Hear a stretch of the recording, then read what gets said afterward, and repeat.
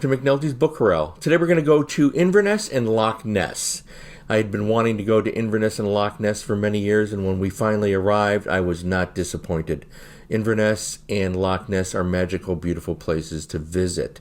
So I have a couple of books to recommend. While we were up in Inverness, we went to the Culloden battlefield, and I've been fortunate to visit some of the American battlefields, such as the Shiloh battlefield in Tennessee.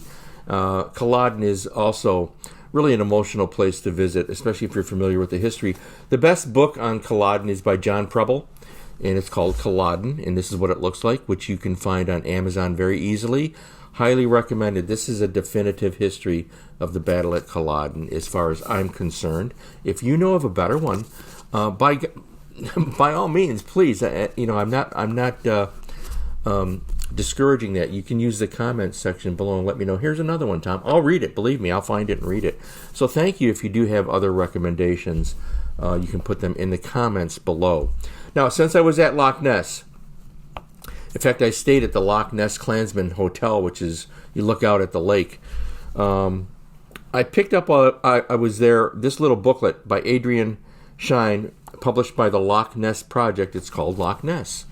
And this is a very short, obviously, pamphlet booklet that they put out, which gives you insight into the various myths, legends, history of Loch Ness. It does talk about Nessie in here and gives insight into the Nessie event. I'll call it that. I'm not going to discuss in this video how I feel about the Nessie legend, whether it's accurate or true or not. The only thing that matters to me is that the Nessie legend exists. That's the important thing.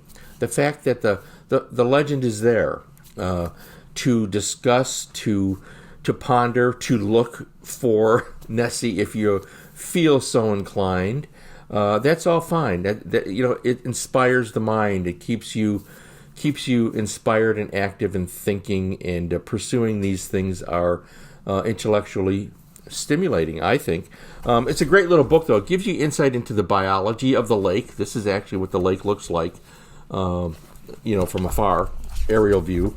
And some of the fish, the habitat itself, the geology, the scientific experiments that have been done are all represented in this Loch Ness Project book. It's not very expensive. I probably paid $5 for this.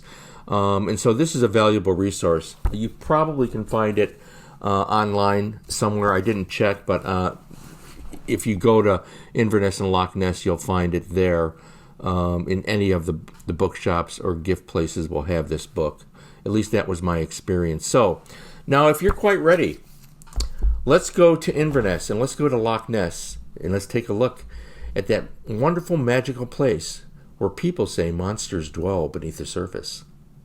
Inverness is a beautiful city just north of Loch Ness, resting on the shore of the River Ness, which flows from the nearby famous loch. It is also connected to the Moray Firth. Visitors can easily enjoy a river walk, which is only steps away from the city center. Various footbridges connect walkers to various neighborhoods. There are plenty of historic sites and shops to explore, and of course, there's always a great bagpiper nearby.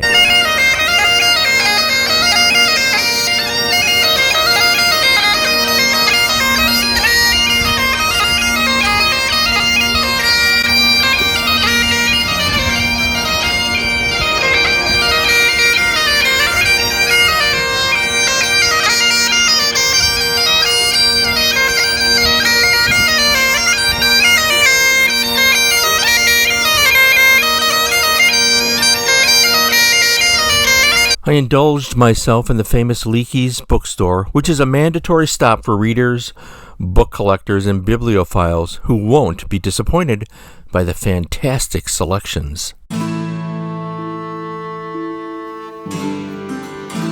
Naturally, legends of Nessie can't be ignored, but no matter if you believe that Nessie exists or not, Loch Ness is a wonderful place to visit.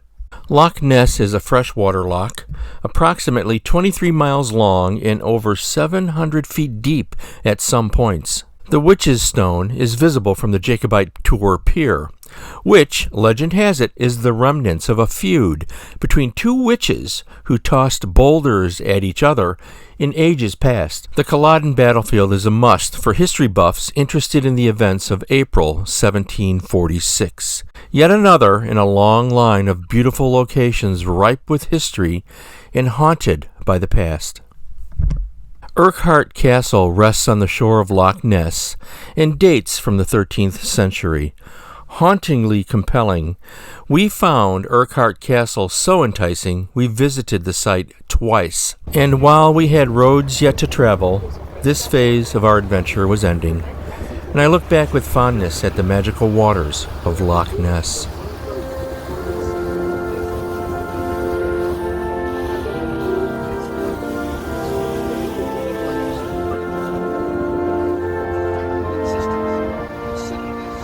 Is a lad that's born to be king over the sea to sky.